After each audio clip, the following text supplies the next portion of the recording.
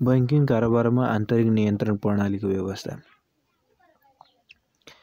आन्तरिक नियन्त्रण प्रणाली इन्टर्नल कन्ट्रोल। आन्तरिक नियन्त्रण भन्नाले व्यवस्थापनद्वारा संस्थाको उद्देश्य प्राप्तिका लागि अँगालिने साङ्गठनिक योजना एवं सबै विधि तथा कार्यविधिहरूलाई बुझिन्छ, जसले यथासम्भव व्यवसायको सुव्यवस्थित एवं प्रभावकारी सञ्चालन गर्नका लागि व्यवस्थापकीय नीतिहरूको अवलम्बन गर्ने, सम्पत्तिको संरक्षण गर्ने, छलकपट तथा गल्तीहरू पत्ता लगाउने तथा रोकथाम गर्ने, अभिलेखहरूको लेखाङ्कनमा यथार्थता एवं पूर्णता कायम गर्ने, विश्वसनीय आर्थिक जानकारी समयमै तयार गर्ने जस्ता कार्यहरूलाई समेत सुनिश्चित गर्दछ। आन्तरिक नियन्त्रणद्वारा सङ्गठनमा प्रभावकारी एवं कार्यदक्षता हासिल गर्न सकिन्छ। यस प्रणालीले आर्थिक, प्रशासनिक लगायतका सबै क्षेत्रहरूलाई समेट्छ। यस प्रणालीलाई अँगाल्नुको उद्देश्य व्यवस्थापनलाई प्रभावकारी एवं अनुशासित तुल्याउनु हो। आन्तरिक जाँच एउटा माध्यम हो भने आन्तरिक नियन्त्रण एउटा साध्य हो। आन्तरिक नियन्त्रणको माध्यमबाट सङ्गठनका लागि वाञ्छनीय उपलब्धिहरू हासिल गर्न सकिन्छ। यो आन्तरिक जाँचभन्दा बृहत माध्यम हो जसले व्यवस्थापनका हरेक पक्षहरूलाई समेट्दछ। आफ्नो संस्थाको पदसोपानमा रहेका तालुक निकाय वा निकायहरूबाट सुपरिवेक्षण, अनुगमन, निरीक्षण तथा आन्तरिक लेखापरीक्षण जस्ता माध्यमहरू अवलम्बन गरी गरिने सुधारका प्रयासहरूलाई नै आन्तरिक नियन्त्रण भनिन्छ।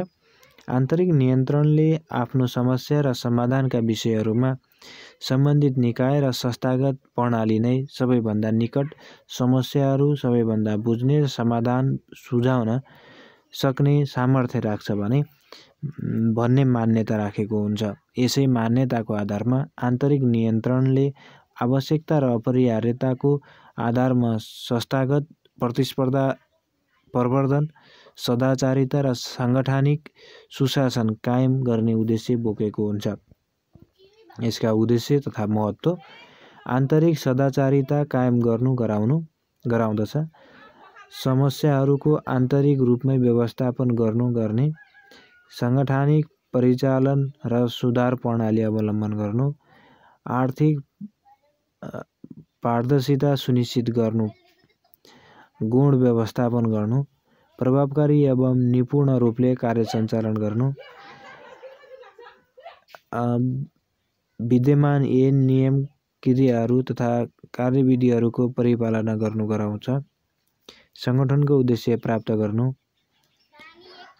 कार्यदक्षता र प्रभावकारिता वृद्धि गर्नु, व्यवस्थापनद्वारा दिइएको अख्तियारी बमोजिम कार्य सञ्चालन गर्नमा सघाउ पुर्याउनु। यसका विधिहरू: आन्तरिक नियन्त्रणका विधिहरू: सुपरिवेक्षण, अनुगमन, निरीक्षण, आन्तरिक मूल्याङ्कन, आन्तरिक लेखापरीक्षण र गुण नियन्त्रण। त्यसैगरी अर्को टपिक छ आन्तरिक जाँचको परिचय। आन्तरिक जाँच यस्तो कार्य अवस्था हो जसमा एउटा कर्मचारीको काम कारबाहीलाई अर्को कर्मचारीको काम कारबाहीद्वारा स्वतः एवं स्वतन्त्रपूर्वक जाँच गरिन्छ।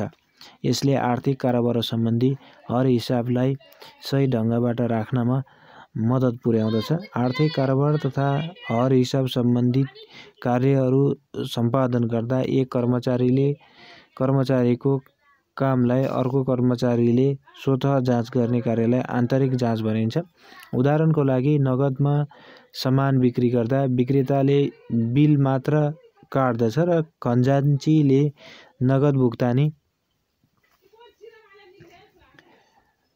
नगद भुक्तानी गर्दछ र भण्डारे अथवा स्टोर किपरले सामान दिन्छ। यसरी एउटै कारोबारमा एकभन्दा बढी कर्मचारी संलग्न भई एकले अर्काको कामलाई स्वतः रूपमा जाँचिरहेका हुन्छन्। त्यसकारण आन्तरिक जाँचले आर्थिक कारोबारमा हुनसक्ने गल्ती तथा छलकपटलाई नियन्त्रण गर्नमा प्रत्यक्ष योगदान पुर्याउँदछ। समग्रमा आन्तरिक जाँच एउटा यस्तो व्यवस्था हो जसले कर्मचारीहरूको कार्यविभाजनलाई व्यवस्थित तुल्य गल्ती तथा छलकपटहरू नियन्त्रण गर्न सघाउ पुर्याउँदछ। यसको माध्यमबाट एउटा कर्मचारीले गरेको गल्ती वा छलकपट अर्को कर्मचारीबाट पत्ता लगाई त्यसको निदान गर्न सकिन्छ। यो एउटा आन्तरिक नियन्त्रण हासिल गर्ने सशक्त माध्यम हो। आन्तरिक जाँच प्रणाली कार्यविभाजनको सिद्धान्तसँग मेल खान्छ। यस प्रणाली अनुसार कर्मचारीहरूबीच कार्यविभाजन गरिन्छ। विशेष गरी यस्तो किसिमको प्रणाली नेपालका वित्तीय संस्थाहरूमा प्रचलनमा रहेको छ। उद्देश्यहरू: कारोबारमा हुन सक्ने गल्ती तथा छलकपटहरूलाई रोकथाम गर्नु, लेखापरीक्षण प्रतिवेदनलाई सघाउ पुर्याउनु, कर्मचारीहरूको स्पष्ट कार्यविवरण सहितको कार्यविभाजन गरी कार्यदक्षता वृद्धि गर्नु, लेखा सम्बन्धी अभिलेख तथा विवरणहरू समयमा नै अद्यावधिक गर्नु, कर्मचारीहरूलाई ठिक किसिमबाट कार्य सम्पादन गर्न गराउन नैतिक दबाब दिनु, एउटाले गरेको गल्ती अर्कोले पत्ता लगाउने हुनाले कार्य सम्पादन स्तरमा प्रश्न चिन्ह लगाउन सक्ने सम्भावना उब्जी सतर्क रहन दबाब दिनु, लेखापरीक्षकको समयको बचत गर्नु, कर्मचारीहरूको कार्यदक्षता वृद्धि गर्नु आदि। आवश्यक तत्त्वहरू: कार्यविभाजन, विशिष्टीकरण, जाँचको व्यवस्था, नियन्त्रण, स्वत सन्तुलन प्रणाली, संयन्त्रको प्रयोग, कार्यको परिवर्तन आदि। यसका फाइदा तथा महत्त्वहरू: कर्मचारीहरूमा कार्यदक्षता वृद्धि हुन्छ, समय र श्रमको बचत हुन्छ, प्रक्रियागत रूपमा सरलता आउँछ, समग्र व्यवसायको लागत घट्छ, व्यावसायिक सिपमा वृद्धि हुन्छ, व्यवस्थापक र कर्मचारी तथा मजदुरबीच सुमधुर सम्बन्ध कायम हुन्छ, व्यावसायिक मुनाफामा वृद्धि हुन्छ, गल्ती तथा छलकपट नियन्त्रण हुन्छ। यसका सीमा तथा बेफाइदाहरू: व्यवस्थापनले बढी विश्वास गर्ने हुँदा त्रुटि हुन गई प्रतिकूल प्रभाव पर्न सक्छ। सधैँ एउटै काम गर्नुपर्ने भई कर्मचारीहरूमा निराश्रयता उत्पन्न हुन सक्छ। बढी झन्झटिलो र खर्चिलो हुने हुँदा साना सङ्गठनमा यसको उपयोगिता अव्यावहारिक हुन्छ।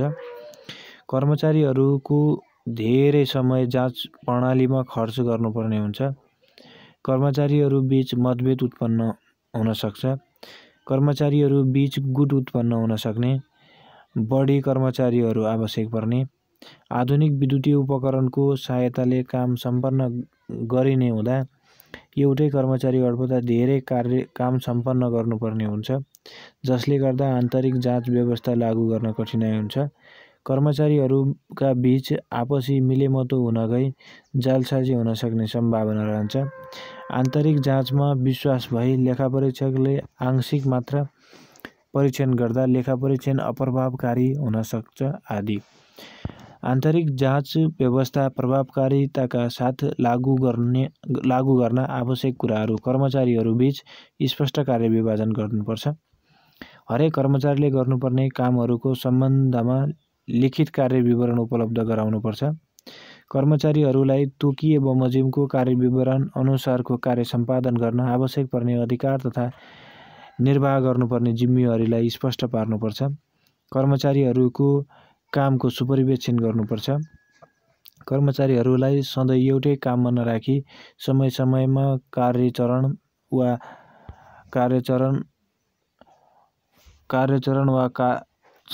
वा फाँट वा शाखा वा विभागमा परिवर्तन गरी राख्नुपर्छ। लेखा नियन्त्रण पद्धति अपनाउनुपर्छ आदि। अर्को टपिक छ आन्तरिक जाँच र आन्तरिक नियन्त्रण बीच भिन्नता।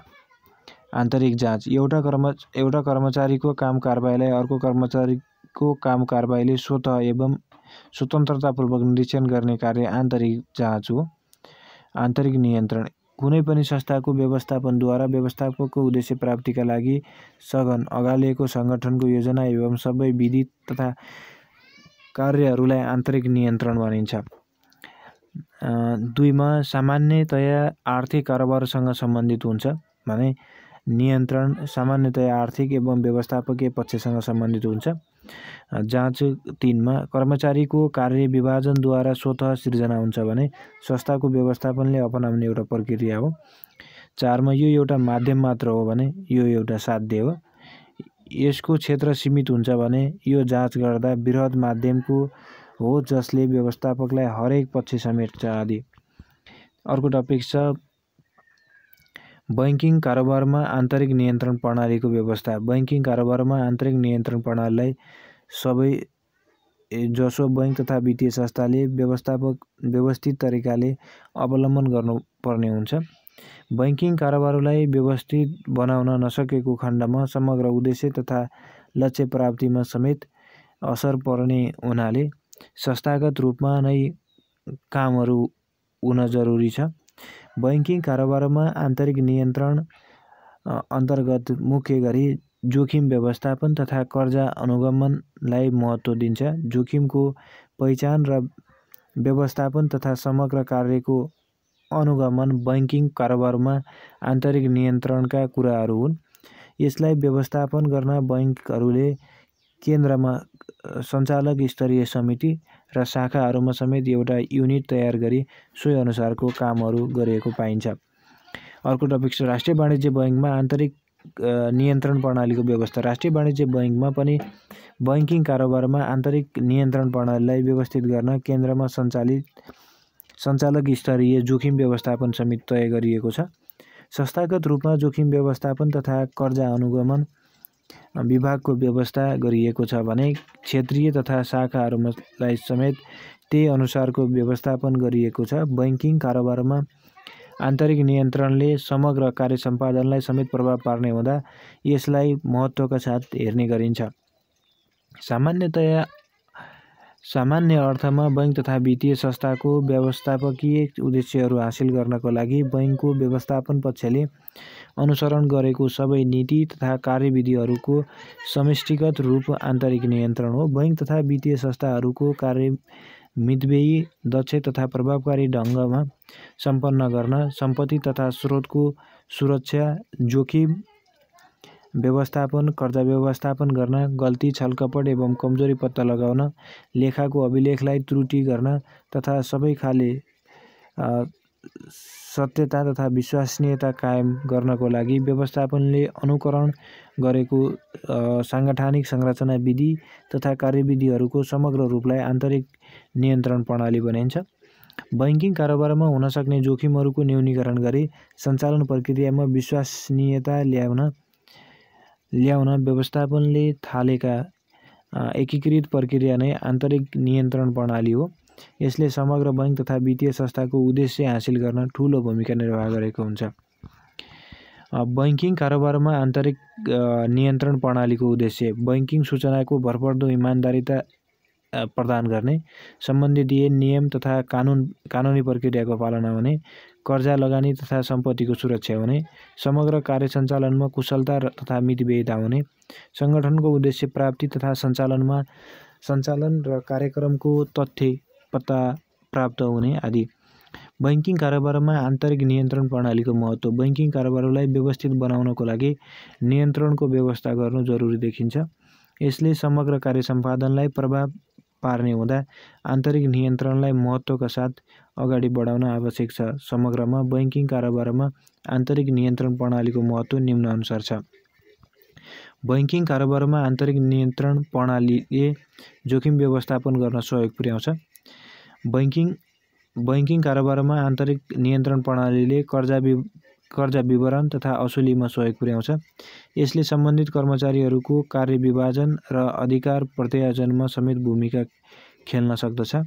बैंकिङ कारोबारको क्रममा भएका गल्ती, वित्तीय विवरण गल्ती र अनियमितता रोक्नमा भूमिका खेल्दछ।